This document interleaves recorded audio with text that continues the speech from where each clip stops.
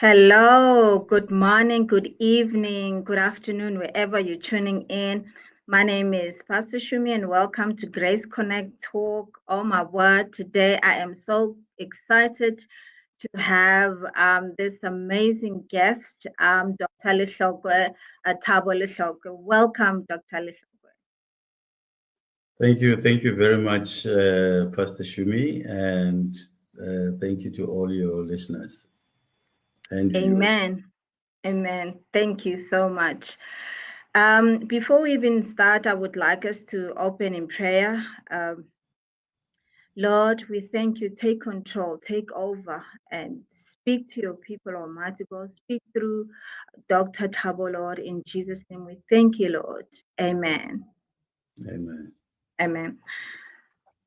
The topic today is entrepreneurial capital pathways. And we thought who else can be the great, guest to actually take us through this topic since Dr. Lehlokoe, this is your passion, entrepreneurship. And before we even start, tell us a little bit about yourself. Okay. Thank you again. Look, as you said, my name is Thabo Lehlokoe, and by training, I am a medical doctor, but for the past 22 years, I've been involved in technology-based businesses. Started in corporate, and since 2006, I've been out on my own, investing in small businesses, building them up, selling, creating other businesses, and so forth. So it's been something that I've been involved in now for the past 18 years.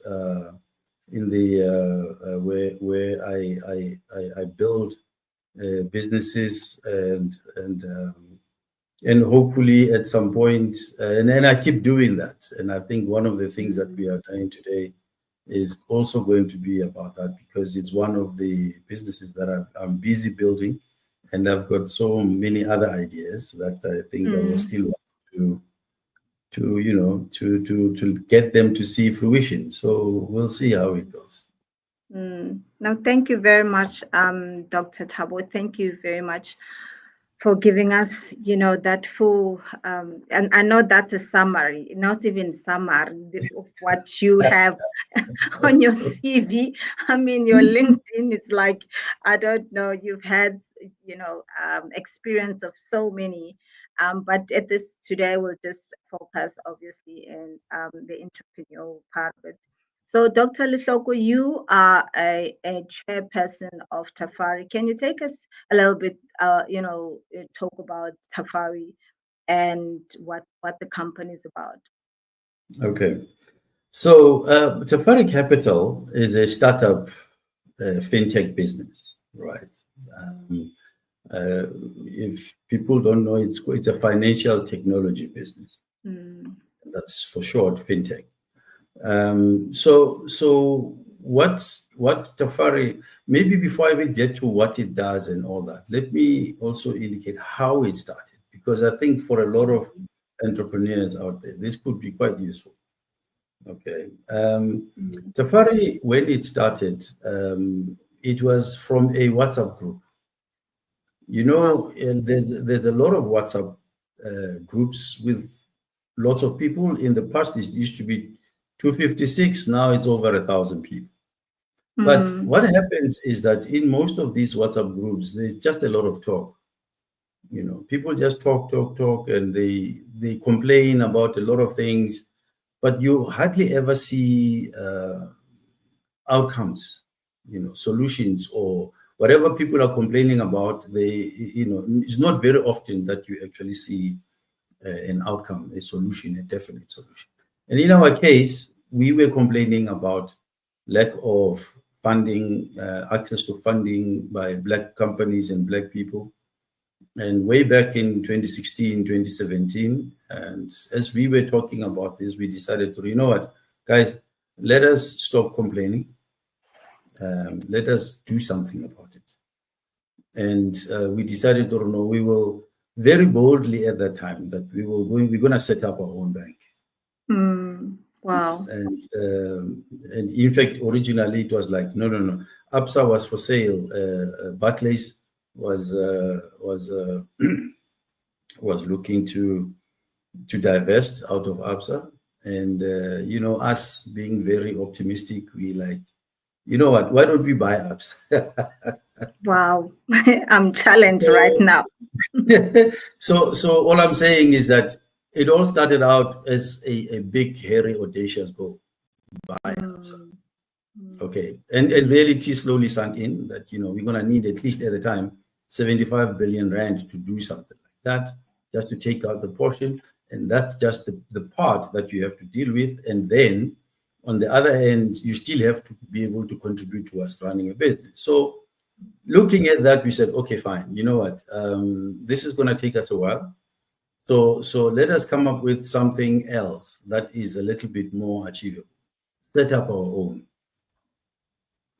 So we decided we're going to set up our own banking platform. But as you understand,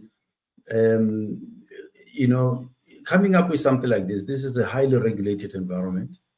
And for us to be able to do something like this, we really need to, we had to go through the various stages, looking at what they call CFIs, and then cooperatives,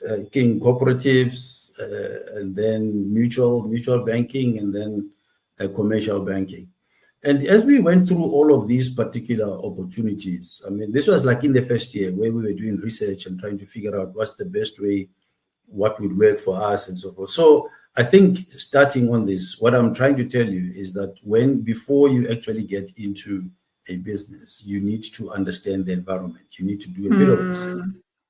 Right? You have to spend time and research to see, Urena, what are you thinking, and what is the market outlay like? What are the issues that you're going to face, and how you're going to deal with them? So as we dealt with the research and the strategic direction to say how are we going to skin this animal, we decided to, let's forget about the idea of buying anything. Why don't we create our own? And there was a couple of reasons why we decided to do something like that. Firstly, it's very important when you are going into a particular industry, and there's incumbents in the industry who are very strong and big, like in the financial services space. The one thing you don't want to do is to compete with the incumbents in their area of strength. Because they're going to wipe the floor with you. Okay. So what you then do is you have to identify which are the areas which you can actually compete with, where they are weak, which is not their area of strength, or where at least you sort of level the playing fields, So take them out of their comfort zones, let them go into an area which they are not so comfortable in, where you may be strong in, and then you can engage on a one-to-one basis, regardless of how big they are. But because this is not their key focus area, this is not where they are, it kind of plays, it takes them a little bit of time before they can really get their heads around it. And most of the time, they don't even bother because it's just too much effort for very little return. Right. So this is one of the things that we decided that we're not going to, first of all, if we want to get into banking, the very first hurdle that you have to come up with is you need to have extremely deep pockets. The one thing that we didn't have was big pockets, right? Sure. But we still wanted to do this. So how do we do it? So one of the things that you need to look at is from a regulatory perspective, because it's a highly regulated environment. From a regulatory perspective, you then need to have at least a minimum of 250 million rand in unencumbered capital. And that's just the one. There's a whole lot of other regulatory issues that are there to basically limit or to control who can get access to a banking license and so forth. But that's the a very big one, where that means unencumbered capital. It means you have to have 250 million sitting there in case your bank goes there. This is now if we are looking at a commercial bank. And after we looked at all of these things, we decided, you know what, the current existing models do not work for us.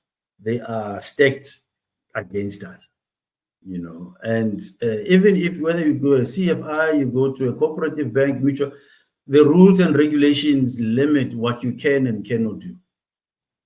And we decided to, you know what, this is not going to work for us if we do it the traditional way. So this is part of going into your analysis, right? Yeah. You begin to look and see what's out there, and then say, how can I do the same thing without necessarily or getting around these obstacles that are there to prevent you from participating? So we decided to, no, we're going to go the tech route. We will build a technology business that is going to build our own technology platform, banking platform, from scratch. From scratch. We will build our own technology platform, and we are not going, we're going to be a digital bank, not a physical bank, right? So we're going to be a completely digital bank. We won't have bank branches and so forth. And obviously that meant we would have been an entity like, at the time, by the way, people like Time Bank and Discovery Bank and Bank Zero were still in their formative stages. So we were like, no, but they were ahead of us. I mean, they started 2-3 years before we did. Yeah. And of course, they had a lot more capital resources behind them than us, which was also part of the challenge. So as you look at all these things, you say, you want to get into this area, you don't have the funds to be able to do this. How are we going to do it? So we then said, you know what, since nobody's going to fund us at this point, just for the idea, why don't we do something that a lot of us don't really do? As a Black people in this country, one of the key resources that we have is our numbers. Okay. So if we can harness the resources that are inherent in our numbers, we may be able to get somewhere, because, in numbers, there's strength, right? So that's how we decided to then invite friends and family and everybody else that we know to say, guys, we've got this concept. Do you want to participate in it? Here's the opportunity to do so. And over a period of time, we raised quite a bit of money. We started out, it was only 23 of us when we first started, which is quite unusual for a startup, because it's usually 1 or 2 people. But we are different like that. We look at different solutions. One of us could not be able to do this, so we felt it's better if we do it as a group. And there were 23 of us. At the moment, there's about 150 of us. And obviously, we are looking to increase that number. But for different reasons, we had not gone out full force in the public to actually do fundraising. As I said, there's always some kind of rule somewhere along the line that stops you from doing these things. So we then raised, and then over this period, we built our platform. Now, we had lots of challenges. First of all, the amount of money. We knew that right at the beginning, we needed to raise over 100 million to get the whole thing started, but we couldn't. So we then took another strategic step where we said, we are not going to wait until we have raised all the money before we start. So do what you can with what you have. That was but the most important thing is to get going. Get started. As Nike says, just do it. Just do it. You don't have to wait until all the green lights are green. All the lights are green before you start. If the first one is green, you start. The next one will be green, and somewhere along the line you might stop because the robot is red, and it goes green again, and you keep going. That's life. That's how it works. And this is the problem, because all of us, we wait until everything is there, it's okay, all the lights are green before we start. It never works like that. Never works like that. You have Sure. to, somebody says the key strength of an entrepreneur is to be able to look at a stairwell that goes into heaven, and yet it's so it goes through the clouds. You don't see where it ends. When you start without seeing the end. The end, yes. Yes. Okay. So you go through faith, right? You say, I believe in this idea. I believe that it's been given to me for a purpose. And even though I may not see where it ends, I will start. Yes. And the reason for that is quite simple as well, is that it's never a straight line. There's always ups and downs. So you need to understand and prepare yourself for the fact that even though your business plan says from day one to year 5, year 1 to year 5, you're going to be going up, in a straight line, it never happens like that. So we understood that challenge, that this is going to be a challenge. This is going to take time. We're going to have challenges. We're going to have ups and downs. And we were prepared to take that. And that's why it took us this long. And firstly, the fact that we were able to raise some money, but not enough. But it was enough for us to actually fully build the product and the idea that we wanted to do. And through that, we wanted to address a couple of things: financial inclusion, access to markets, and opportunity creation for our people who currently, a lot of them, are unemployed. Okay, so and that's what I've just said to you actually is our mission as a company, to be able to provide financial inclusion and to be able to provide access to markets and to open up opportunities for people who actually want to do something and to change their lives.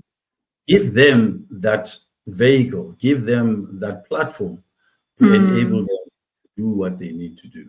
I know I've talked a lot. Yeah. I can keep going. So yeah, no, thank you very much. That was really mouthful. I mean, you spoke about your company, how you started by faith, and I mean, having to gather around to say we believe in this, and we're gonna put our money into it, but also efforts. Having to have knocked in so many doors, and maybe the doors were closed, but that didn't stop you, and that is a takeout from that continue, like you're saying, you don't wait until all the lights are green. Once you have, then continue with the one. Dr. Lehlokoe, we're talking about entrepreneur, capital pathways, and explaining the challenges that small entrepreneurs that go through. You've already alluded to, touched a little bit, what they face to actually access the capital, in this day and age, especially given that the current economic, climate, it's actually against them. No, absolutely. Let's put a couple of facts in place first. The country has got huge unemployment problem, right? And the country's regulatory and legal and policy environment is not very friendly towards SMMEs. Even though the NDP says by 2030 they will make at least 60% of people entrepreneurs, will create jobs. That's an ideal that is very good, but it's not accompanied by concomitant support or a structured support by government to enable SMEs to really rise up and do what they can, because they really can create a lot of jobs in this country. So when you say SMEs, sorry, Dr. Lehlokoe, for somebody who's listening, they are SMEs. And what does the SME stand for? Okay, SME stands for small and medium enterprises. Now, it varies in size. And some people they could take it, stretch until SMMEs, which is small, micro, medium enterprises. Okay. And they all differ in terms of, most of like the micro enterprises would be anything under, let's say, under 1 million. Anything under 1 million is called a micro enterprise. And then let's say between 1 and 10, and in some cases it goes to 50. Okay, it could be what they would call small enterprise, but anything between that could be more. And then between 50 and 300 million is more or less what they call a medium enterprise. So is that what the company makes that will in terms of revenues? Yes. Yeah, revenue. In terms Yes. of revenues, yeah. If you sort of do anything, so you can be like in a year you do 100,000, you are a micro enterprise. If you do 1 million or less a year, you are a micro enterprise. So that's it's that type of thing. But it also differs according to countries, because certain countries, their environments are huge, right? So these big companies you find, or medium enterprises in the US, are definitely not the same as medium enterprises here. They could be $300 million, not 300 million rand. You see, so it just differs according to, and most countries you'll find, or indeed SMMEs are the ones that are the bedrock of the economy. But in this country, we don't treat them like that. We treat them like a neglected cousin. I mean, I'll give you an example why I'm saying this. And some people may not like what I have to say, but I will say it anyway.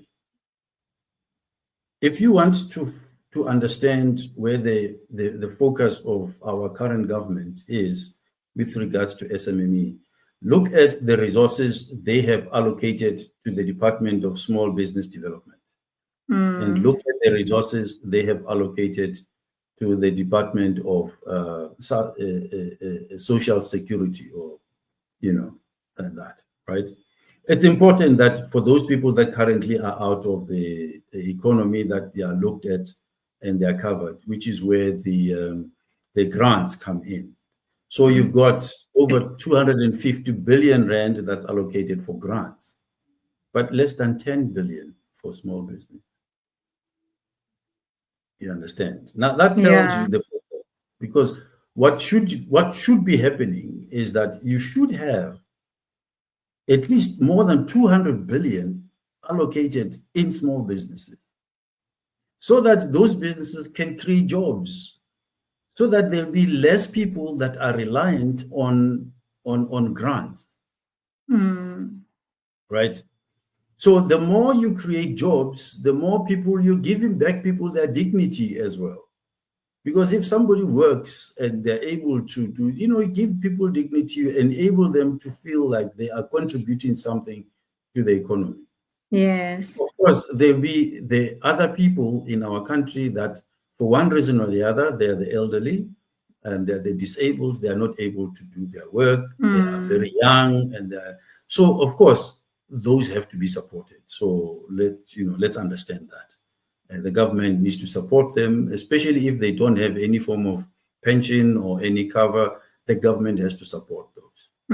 But what I'm saying is that as a country, we cannot underutilize our economically active and capable people by giving them grants, whereas we could be giving these people an ability to create work for themselves.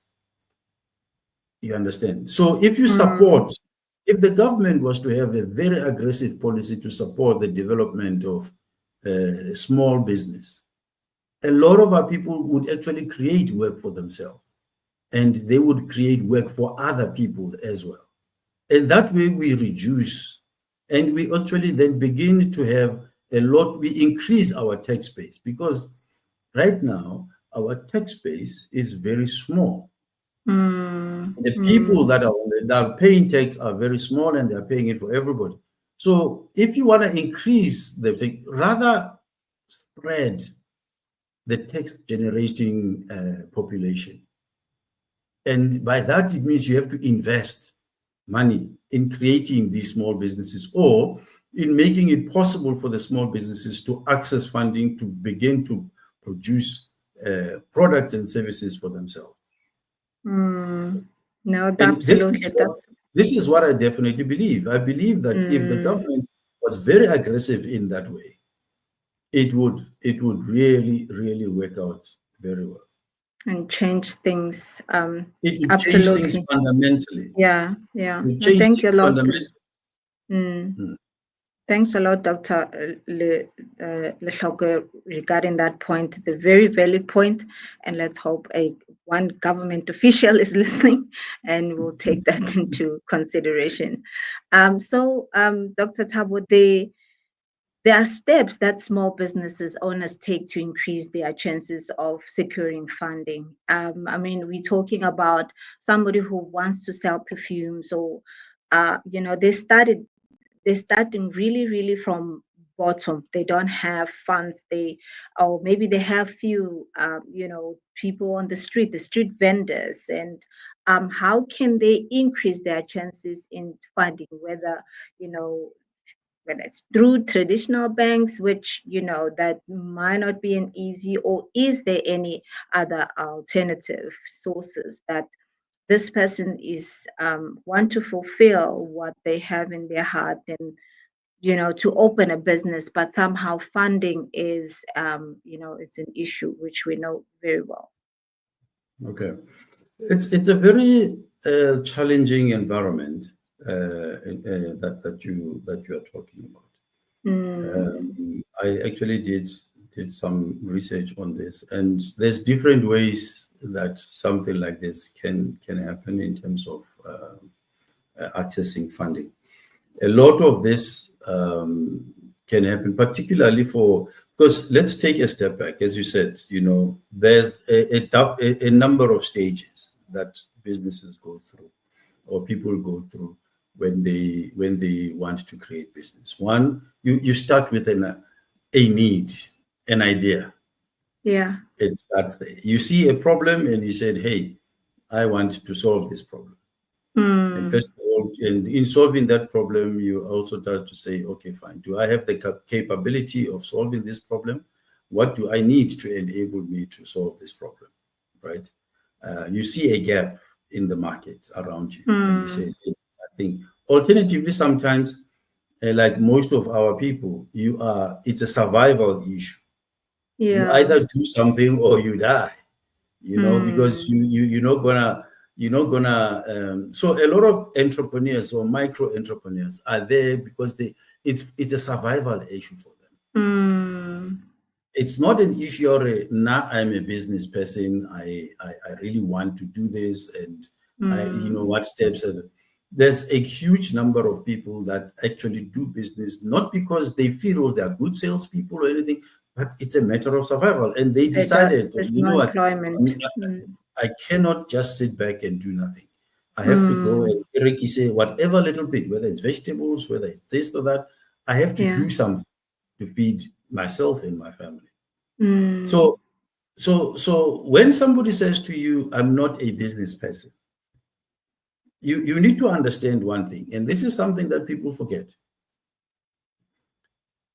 Every person sells. To live, you sell. You can sell mm, ideas, you can sell. When I try to convince you to borrow me money, I'm selling you something. I'm mm, telling you that whatever you do, that leads ultimately to a form of livelihood. It's selling. It may be different levels of selling, but you are selling. If I want you to like me, I'm selling myself to you. You mm. understand? So we don't understand that all these interactions with people where you want to move from one step to the other involves a form of sales process along the way. So the more we begin to do that, and then once we have understood that our lives revolves around selling ideas, products, whatever it is that we want, it's always about selling. Politicians sell their visions a lot. Mm, Everybody mm. sells something, right? And then once you've kind of understood that, yes, now I've sold, then the other aspect, which people, when they say I'm not a business person, they like the comfort of a job. And this goes to a person's risk appetite. What kind of uncertainty or risk are they willing to take to actually create a livelihood for themselves if there isn't any other person that gives them a job?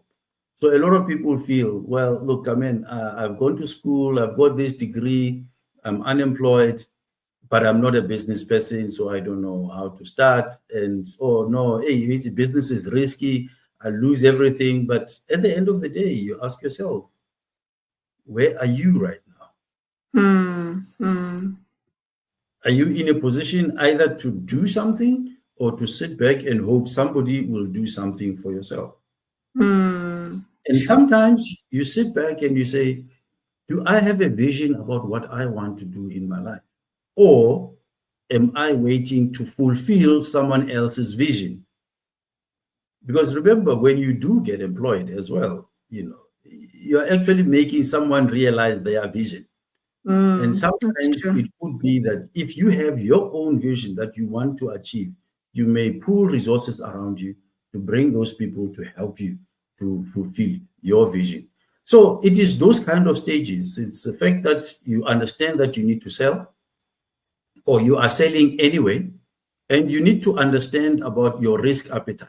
And then you begin to say, how do I manage this risk appetite? Because if I do nothing, that's it. But I need to do something to manage this risk. Okay. Remember, as you go through that process, you need to understand that you will never get rid of risk.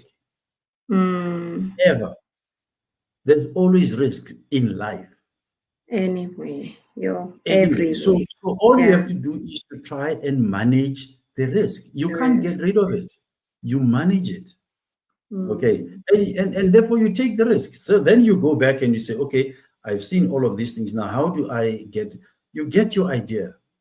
This idea, what does it require for me to get in? Not every idea requires money to be implemented. Other ideas just require you to be able to utilize your own innate capability. You can be a speaker.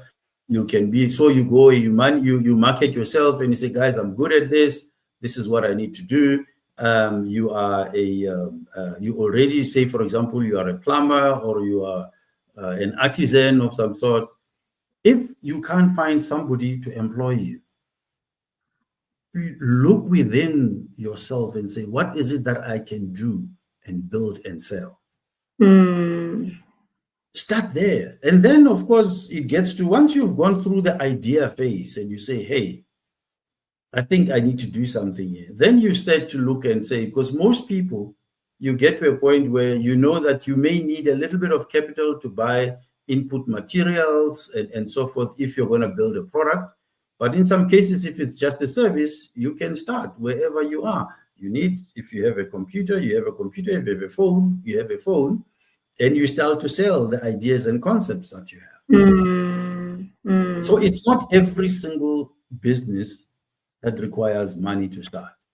But then there's others whereby, for example, for you, you need to be able to build what they call a minimum viable product, which is not the end product, but it's a product that you start with and you get someone else interested in it. And as they begin to buy, you then begin to improve upon your product according to the needs of your customers, right? So if you need some capital to be able to build on these things, then, one of the earliest ways of raising capital is what you call friends and family.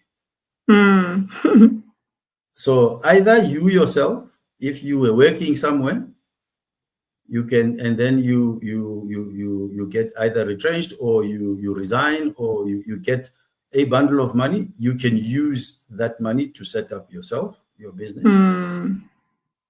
Alternatively, if you don't have any of that and you're starting from scratch, you've got this idea, you've done your research, you've seen how these things work, you sit down with your friends and family and you say, guys, I've got this thing. Can you borrow me some money so that I can start this project? I'll pay you back, or either through equity or through returning back your money. But you must also be very fair and frank with them and say, please, but do understand that this is business. Anything can happen. So there's a good chance this money may go, but I'm going to do everything in my power to make sure it doesn't. So you start with friends and family. Some people, unfortunately, friends and families, there's always challenges in families, but you go to, and then the next step is once you've gotten some bit of initial starting capital from them, doesn't have to be big amounts of money, but it has to be enough to get you started. Once you're there, then and you've started, you've got a little product and people are beginning to be interested, then you go to certain people, they call them angel investors. These are high net worth individuals who've got money, and some of them would have set up offices. They call them family offices, which basically invest in very, very early stage businesses. And then you go to those people and then you say, hey, guy, look, you've got a lot of, this is one of the things that for me, I think it's a bugbear. There's a lot of people that went into those early BE deals and they made hundreds of millions and billions out of those deals. But there's very few of them that they've reinvested in family offices that are funding others to come behind them. A lot of them, they've made the money and they're happy with that. And then they're like, hey, I'm now in my capital preservation mode. I have to make sure this capital that I've made is going to last me through my lifetime and maybe have a little. It would have been nice, if possible, once you have done something like that, you then create maybe 10%, take 10% of whatever, and you create a small family office. Even if it's a 1 million rand office or 500,000 rand office, there's people that needs microloans of 5,000 here, 10,000 here to start. All I'm saying is that, if we begin to create such as businesses, if we begin to create such offices to enable others to come behind us, I'm talking about those people that have got excess cash. I'm not talking about those of us that are, surviving from hand to mouth. Sometimes you may have a high-paying job, but you've also got a high living standard to maintain. Yeah, so at the end, there's very little that is left to do anything with. But I'm talking about a situation where somebody has got a little bit of extra to spare and to spend, So once you've gone through the angels, then you get into a stage which is called the pre-seed. This is where now you've got your small businesses, it's running an idea. Sometimes you've packaged it together, and some early stage investors can look at this as we like this. For example, you now have an idea about AI, artificial intelligence, and you say, hey, you know what?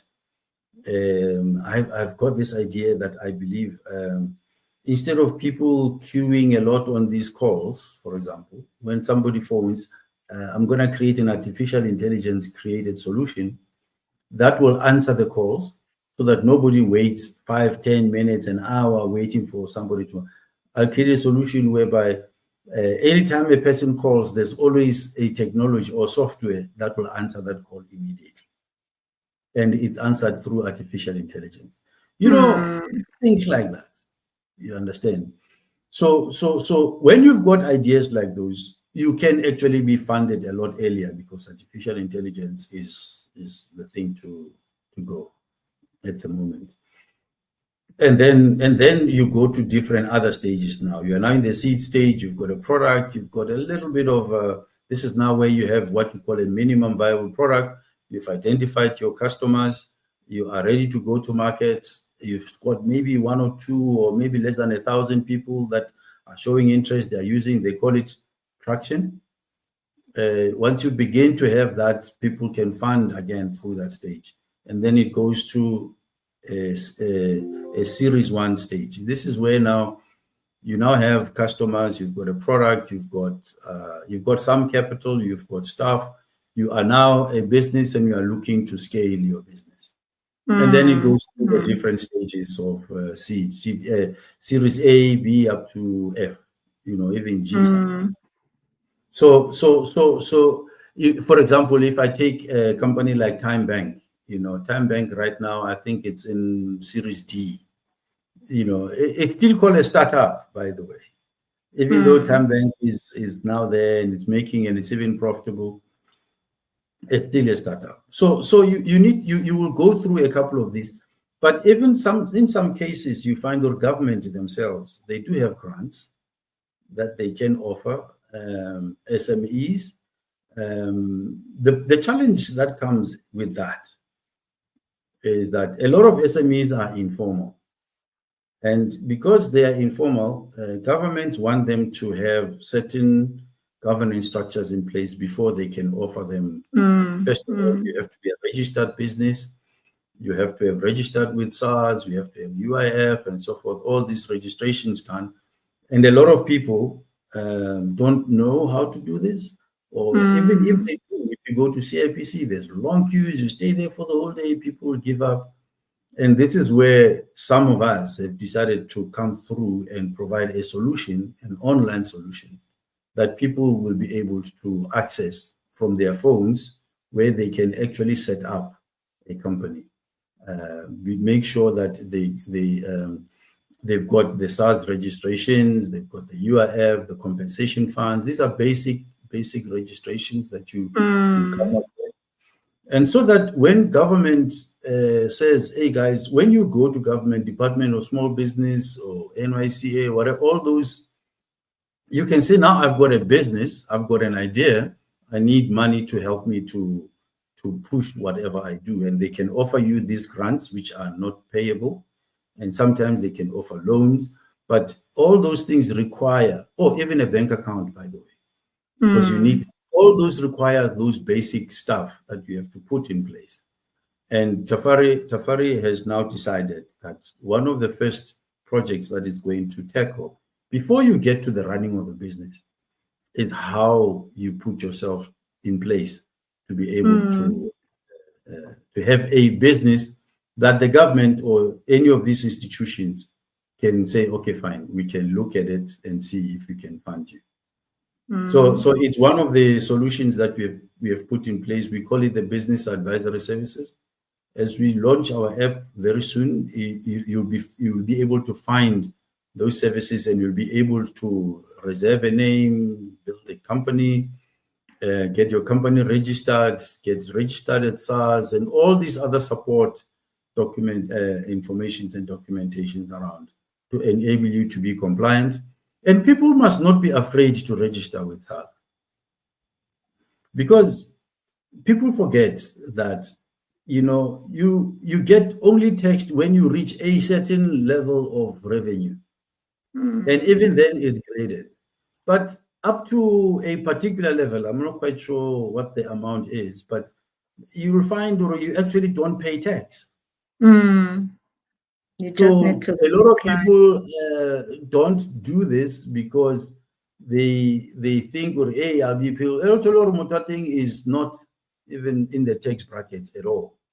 But they are Mm, running a business, they're generating income and so forth. So it helps. Even, and by the way, when you do fill in, or get to fill in, or get someone to fill in, which is another service that we will offer to help people to with their tax returns, you'll find, or you can just declare nil tax, zero tax, and the government accepts. If everything of yours makes sense, they accept. It's only when you are above a certain threshold that you begin to be able to pay tax. And the problem is, mm, if you're not registered for tax and you're above that threshold, it's difficult for you to access anything, because a lot of these, a lot of deals and opportunities out there want your tax clearance certificate. mm. True. Without that tax clearance certificate, you will not get any tender if you're not Mm, registered. You understand? So it's very yeah. important to be able to become compliant with Mm, the current regulations. And we decided, we like to solve problems, right? We saw this as a problem, and we said, let us solve this problem, yeah. help people to get out there, get themselves out there. It's not important to say be an entrepreneur and you don't provide a support system for them to do that. That was a gap, and we are going to fill in that gap.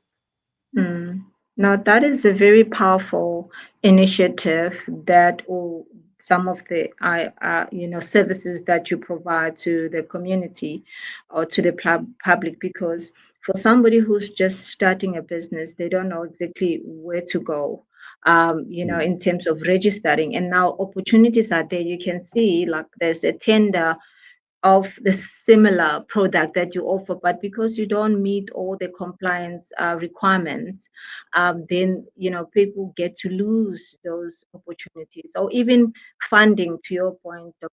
Thabo, that when somebody needs, you need to see that you are registered. Otherwise, my funding, what you just giving me a paper that I can do this, but as a business person, they will feel more comfortable, in my view, when they see that, okay, you have this kind of a business that is registered, it's tax compliance, let's talk, because now there's accountability there. It doesn't seem like a fly by night, and even with families as well. So I think that's a very good opportunity for anyone to take advantage of that, and obviously you'll share your details later on.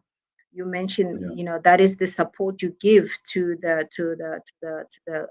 entrepreneur, that do they qualify, and some guidance. And Dr. Lehlokoe as well, I know financial literacy is one of the services that you've added into under Tafari belt, to actually empower people on the literacy when it comes to a business. Because it's easy, to your point, you mentioned earlier that some people really go on business because of it's tough, if I don't do something, then my family is going to suffer.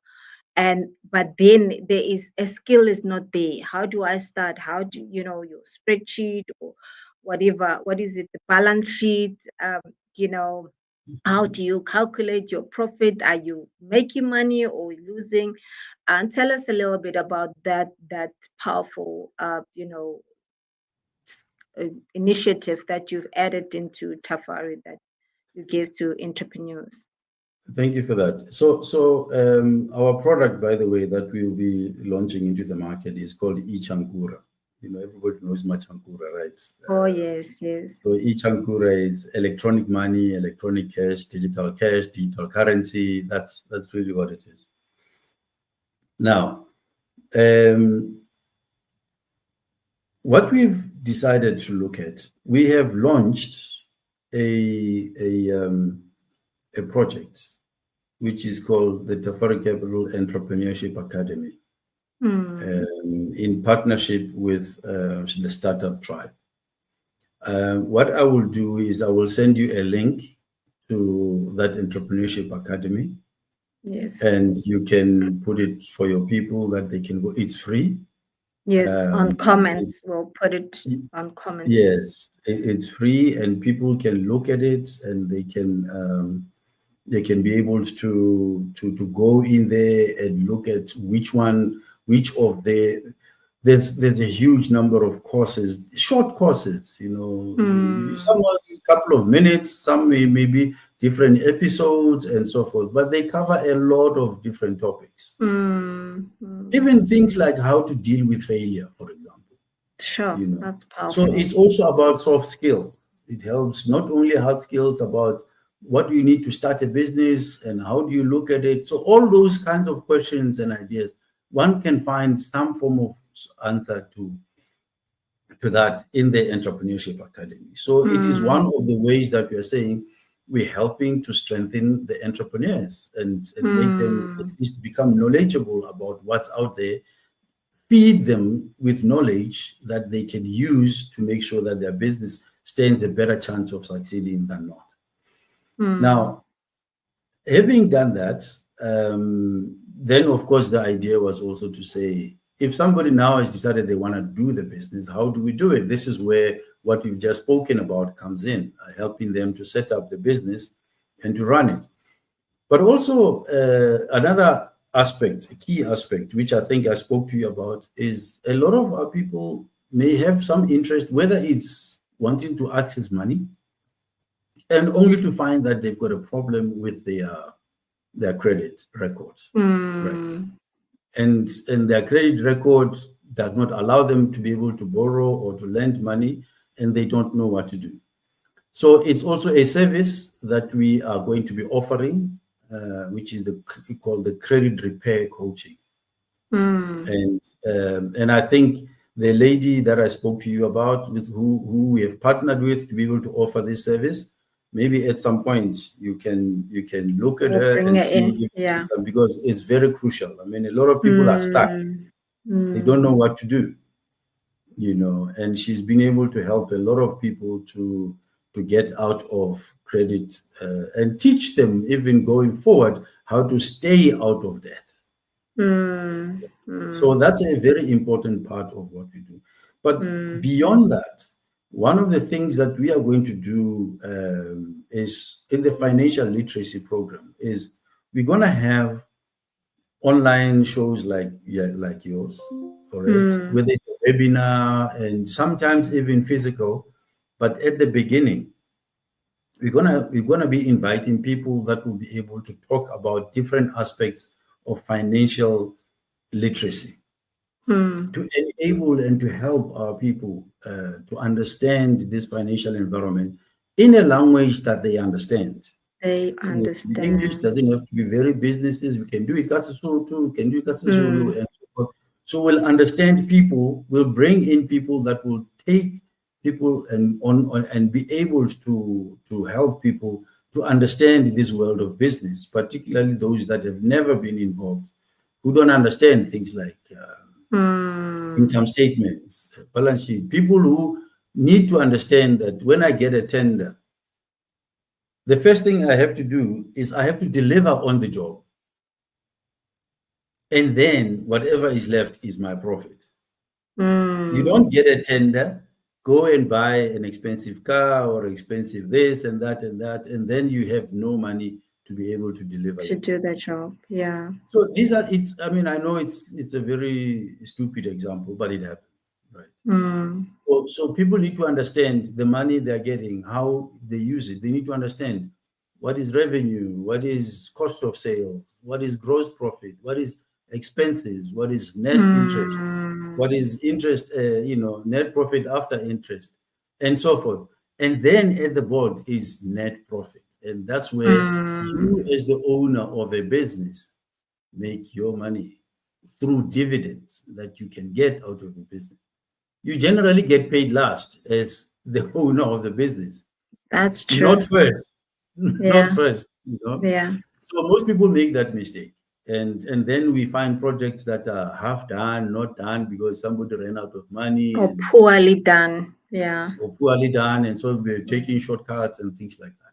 So these are Yeah. some of the things that we want to go through and work with Mm. people and say, this is how these sort of things work. And we'll Mm. take them through that whole process, and it's one of those exciting things that and by the way, when we do these things, we as Tafari, we will not necessarily be doing it, but we'll be partnering with experts in those spaces who we Mm. are going to be able to offer this kind of service. And my battery looks like it's a bit low. Let me just check quickly. Dr. Dr. Lehlokoe, yeah, there was some technical challenges there, but we sorted now. You mentioned financial literacy. You mentioned how important it is that as a person who's running a business, you need to know how that works. Otherwise, there's a scripture in Hosea that you you perish because of knowledge, lack of knowledge. So knowledge really gives you power. It gives you strategy. It gives you how to rethink, structure your finances and as an entrepreneur, but also as an individual as a whole.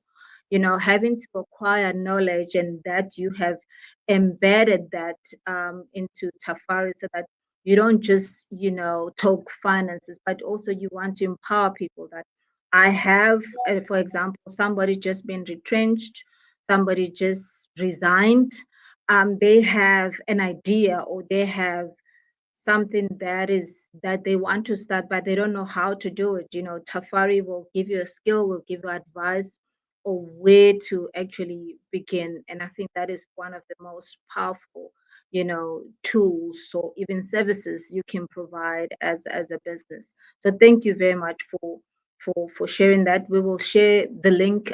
Please check on comments the link of the skill, and we'll also give you later on the contact details how to contact Tafari. I'm aware of time, and we are now going to the end. Now, Dr. Thabo, the financial landscape, and that is a question that I've actually wrote here, that the financial landscape evolving, what emerging trends or even funding models you've already mentioned, you think small entrepreneurs should be preparing for, and obviously some of the services you provide, that what you should really prepare for, and what do you need to actually, whenever they come to you, what do they need,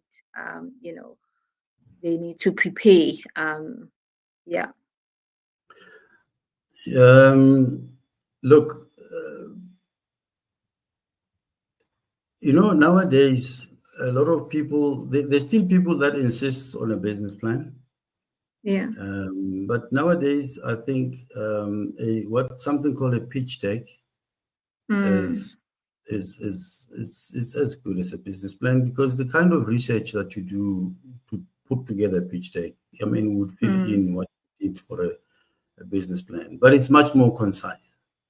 Yeah. And nowadays people don't like to read. So if you put in a 100-page business plan, no, to be honest, very few of these financial Yes, funders they actually get to read. look at that. Yeah. They just say, at least you managed to put some effort into it, right? But nobody, really reads that, and they may disagree, but it is still one of those things that everybody wants. But I prefer more of a business, a pitch deck, which is usually between 10 and 20 slides, that really takes us from your business. What problem are you solving? What is the problem? What is the solution? What is your team? What is the market looking like? How do you intend to get around that market? What is your need? You've got specific topics that you can fit within 10 to 20 slides. But what we do understand is that for you to be able to put something like that works, a lot of work has gone behind it. It's very clear. It will be seen from what you do. So it's, putting together a pitch deck is very good, but also to have at least 1 or 2 page summary document. A summary document that can give, if let's say you like, sometimes you meet a lot of very what do you call it, busy people, and you want to give them something that they can read within 10, 15 minutes, and that they will then grasp the full concept of what you want to do. You also want to do that. And then there's something else called an elevator pitch. An elevator pitch is, you get into an elevator, you meet somebody very important that you've always been looking for, and you want him to, you've got only like a minute in that elevator, maybe even 30 seconds, to sell your actually concept. excite this person and say, hey, this is what so you need to be able to put together one paragraph of an elevator pitch about your business that gives them who you are, what problem this business is solving, and how you are solving it, and what your need is. Short, and a lot of people can actually, because nowadays there's information, just go onto the internet and look elevator pitch, and that will give you the structure of how to put that together. So that how nearly 2 minutes, you just happen to have Mutsipe next to you. You've got only 2 minutes of his time. You want to be able to leave an impression, or hey, I need to talk to this guy more, or something like that. So You Okay. don't need to have a lot. So an elevator pitch is very key. You have to be able to build something like that. And Mm, then you need to be able to build either what you call an executive summary of your business, which is a 1 or 2 page document. Especially if you don't want to give your whole pitch deck or company profile. You just give them this 1 or 2 page, and from there, they will tell you, let's talk, because they've been captured. mm, In mm. those 2 pages, Okay. they have a very interest, and then they want to talk to you. And then, of course, if they still insist, you give them a pitch deck that's very complete, even with some summary of financials. But you also have to have a financial model at some point to show them how your as and when they need. So you don't start by giving people everything, overwhelming them with stuff that they don't read. Start with an Okay. elevator pitch, give them an executive summary if they need, and then maybe a pitch deck. And then you are more Mm, or less scot-free. no, That thank you. these are the kind of things that could be very helpful. Business Mm, plan comes in later and maybe it never comes, but yeah. mm. Yeah.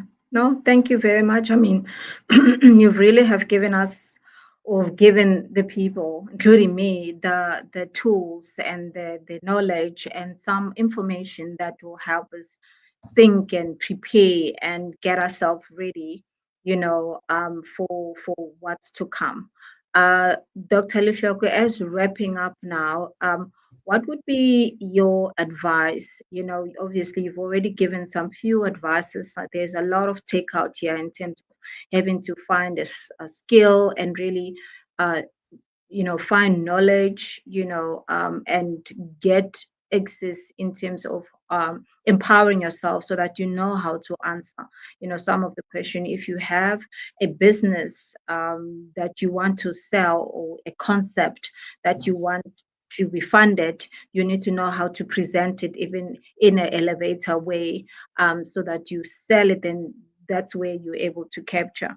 You also mentioned Mm. that businesses you need to be at least have be registered, so that when you seek funding, when they check on you, then it shows that you are serious about what you're talking about. And sometimes it's not easy to find funds through the bank, and family can be another platform. But even that as well, if you didn't register, say I want to do it this way, families were like, yeah, you've tried it before. How are we gonna believe you this time? But obviously, you have to be a man or woman of your word, because having to have friends and family fund you, you need to really, then it needs to be worth funding. So that is a nutshell, obviously, some of this topics or the points we've covered. Wrapping up, what would you really advise an entrepreneur who's listening right now, or person who just resigned or just went on pension? Dr. Lehlokoe, there's a challenge when it comes to pensioners. If a person has been an executive or have been played a role in working, after they resign on pension, even resignation, they don't know what to do with it. And that's where depression and stress, and they die very quickly. Now, um, Mm. thinking, I mean, hearing what Tafari does, this is the person who has a whole lot of, maybe they're planning to go on holiday, but you can only go on holiday, not all the time. What if they have some ideas of still starting business at their retirement age? What can they do? The Entrepreneurial Academy actually helps people like that, Mm, where they mm, can sit and look at themselves and look at where they are and how to mm, approach the issues that they. So there's a lot of information in that Entrepreneurial Academy where anyone really can go in there and look at it and to say, what do I do at this age? What risk am I prepared to take? And of mm, course, and what capabilities do I have that will enable me to actually make sure that this thing, whatever it is that I want to do, works. So mm, sometimes what some people always say is that because if you are not fired, okay, let's say you're going to retire. you know well in advance what is it that you are going to retire. The So takeout. so so in a way, that's usually the time when people look at a couple of what you call side hustles. You know, identify some of the things that you can do on the side that does not impact on your work. That even when you do retire, at least it's already been there, it's running, you know, Already for some started. time and so forth. You Yeah. know, there's lots of different opportunities, and I say here's one thing that I would like to leave your listeners, your viewers with. Mm. Um, when you decide what you want to do, it's always important to identify a problem within your area or within a problem that everybody has a challenge with. And then you say, what skills do I need to solve this problem? Mm. If you've got Mm. those skills already, better. If you don't, Mm. says now it means that you know what you have to go and study to learn how to solve this particular problem that is currently facing your community. You know, and that Mm. way, that's the one thing that look around. There's always problems. Batho ba hodile ha ba kgone ho itlhatswetsa dikoloi. There, it's a problem. And he says, what do I need to do this? Guys, oh no, wait. I can just get water, put up a stand, and wash people's cars for a fee. Mm. It's a simple example, but this is you've identified a problem and you are providing a solution to it. Mm. You understand? You can always think about a number of different problems that are there in your community. Or now how, and then you look and say, even if it's not yourself, the solution could be bringing together a few people to be able to put collective energy and collective solution to be able to solve your problem. That's exactly what we did. It's not always about yourself. It's about also Mm. who else can you bring with you, to Partner. partner with you, Yeah. to partner Yeah. with you, to be able to, you Yeah. have to choose carefully, of course, but it's also a very important. So I think Mm. from our side, you know, as Tafari, we built a solution that aims to what you would call connect buyers and sellers to enable people to be able to, for example, to create an account on our platform and to be able to create an online store on our platform. To be able to sell. Once you characterize the quarter, you can even see quarters, vegetables. You can do anything. Furniture house. Mm. I made an example one time about I saw a guy on Facebook. He sells sandwiches in the morning. You know, in some corner, and he's even employed a few other guys, and they sit in corners in Joburg and they sell these sandwiches. He wakes up in the morning and then he sells, and he's doing very well. I mean, if he's Mm. already selling, you know, employing 4 other people, that's very good. But I was saying that now a situation like that, somebody would come into Ichankura, our platform, they would register an account with us. We'll give them a bank account, and obviously, and then they will register a business. I'm selling sandwiches, and what he does with this, you know, once it's sent there, then people, what we have given him is an alternative distribution for his product. Because what he can do, kadi sandwich itself, somebody who is within that vicinity where those sandwiches are being sold can say, hey, you know what? I don't want to buy it cost starting. I can order it online and it can be delivered to my office. Mm. Then Mm. or when I'm in the office, I just order from this. So this chap, if people can order the day before, in the morning he can prepare already a basket of sandwiches that already has a buyer. That Hussein, Mm. when he gets Mm. there, he just goes and delivers. What does he then do? He then employs a few guys who can do deliveries of these sandwiches. This is how he can still continue with his business that he's been doing in the corner street, but we have now given him another opportunity of people that are buying online and that are delivering, that are getting delivered to. So we give him the means to be able to accept card payments for those kinds of payments, QR code payments, and so forth. And also, he can then create another set of employment, which is people that are going to deliver those products to the nearby places and so forth. So you see, this is how we are reimagining the financial services place. We are breaking down all those barriers and say financial services. No, we say you go and teach people first of all about business. You go and teach them how to set up a company. You go and help them how to sort out their credit, and then you offer them basic products and services about banking and opening and running their businesses on your store. All of this in one platform. Okay. And of course, there's another aspect of it. The last thing is that a lot of our people tend to spend a lot of money on insurance. I mean, on funeral cover. But what happens after the person has passed away? What happens to the children?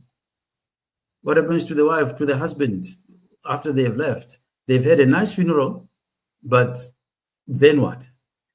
So we need to encourage people also to look into things like affordable life cover, which is combined with insurance. We have something that we're going to be introducing very soon, which is called the social insurance, which look at personal accident cover, group covers, and so forth. So this is about how do you really support people and enable them to carry on their lives, knowing that financially they'll be secured regardless of what happens to them or to any member of their family. Okay. Wow. Tafari really seems it's offering a whole lot of helpful services in one and under one roof. You get empowered to be skilled, how to run the business, to help you set up your business, some guidance. You feel that you're not alone, that you're supported, and also you tackling Shankura and having to have your business online. You could easily be selling wigs, for example, which it's also a business, which you can advertise in your online. So that is so powerful. Now, the the funeral part, funeral cover and stuff like that. Wow. So, and all of these information, Dr. Thabo, they are on these. Some of them, obviously, they are products that are still coming, and you will communicate, and obviously we will share and like and share on your platforms. So any of these products are available, or we'll just have to wait for more information regarding some of the products.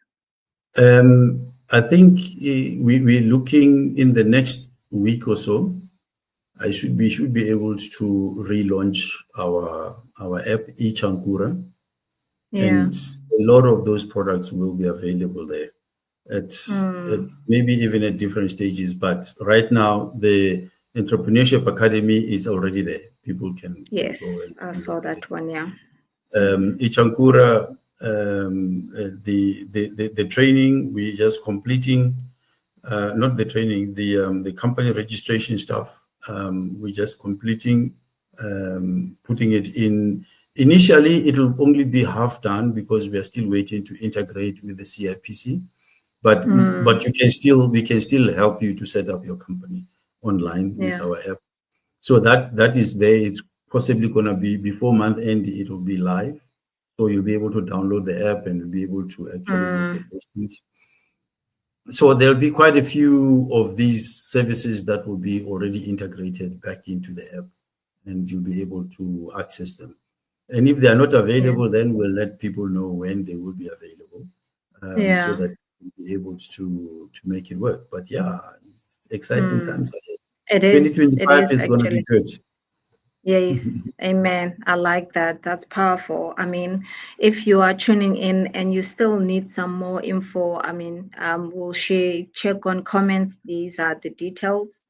And you need skill on how to run a business and some of the few free courses. Please share it with your families, because I've seen that a skill and know-how, knowledge will get you very, very far, and to maybe even rethink some of the strategies that you have, or maybe tighten some of the bolts. Maybe you feel, but oh no, man, I can actually add you. So please take advantage of this opportunity and share it with your families.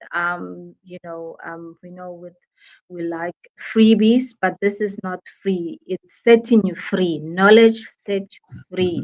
And the whole concept or the idea to having this is just to empower you so that there's a saying, I know some of the people that are listening might not understand. "Uyithola kanjani uhleli ekhoneni," you need to do something. The English part is that how can you acquire something if you're not doing anything? So do something. I think the good start is actually acquire knowledge, go on Tafari and get some skills and inquire more. And 2025 is your year. Your financial status, Dr. Lehlokoe said, it will never be the same. Be empowered and tell yourself that 2025 you won't be struggling, depressed and stressed, that you will get or take advantage of the opportunities that Tafari offers.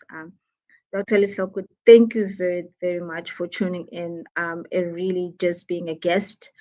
We really, really appreciate it and all the information. We might have you again with all the other things that are coming. Knowledge is power. So having talks like these, if it can set just few people to help them rethink their life, I think we would have done our part, and God will do the rest as the person by faith do something, and really as they pray and really put their faith into action. Hallelujah. And, Before you go, I just want to let people know that the church has revival on the 23rd of um, the 23rd of November. Please register. We have some powerful, men who are anointed to share the gospel. We are ready to be revived. Now that we spoke finances, be ready that your finances be revived and that you spiritually are ready to tackle this, the 2025. It's in November. Please register and then see you there. Yeah. Once again, Dr. Lehlokoe, we really appreciate you, and I am so honored as I'm consider myself blessed. Thank you very much. We will have the financial etiquette part of it, who will share more information, and that we will share. We'll say when, whether it's December or January, to have as a guest. I am looking forward. But thank you once again. May God um, richly bless you. thank you very much. And also, just to indicate that people can always go onto the socials, Tafari Capital, whether it's Facebook, it's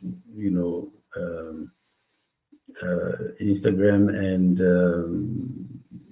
X now, Twitter, Tafari Capital, so they can go there. And also, I'll give you my email address, because before we launch, people can already, if they are interested and they want to be part of that initial group of people that are going to access this information, even for final testing, for the beta testing of it.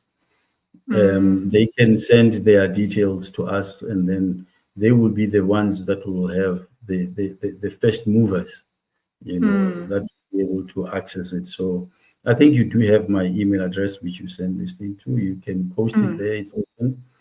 People can contact us there, and then we will let them know through all the communication track when when the app is now on the stores, it was on the stores. We had to take it down, but we are bringing it back again. And as soon as that is the case, we'll be able to let them know and let them send through their contact details, and then they'll be the very first ones to be given that personal attention. Thank you very much. Okay. No, thank you. Thank you very much.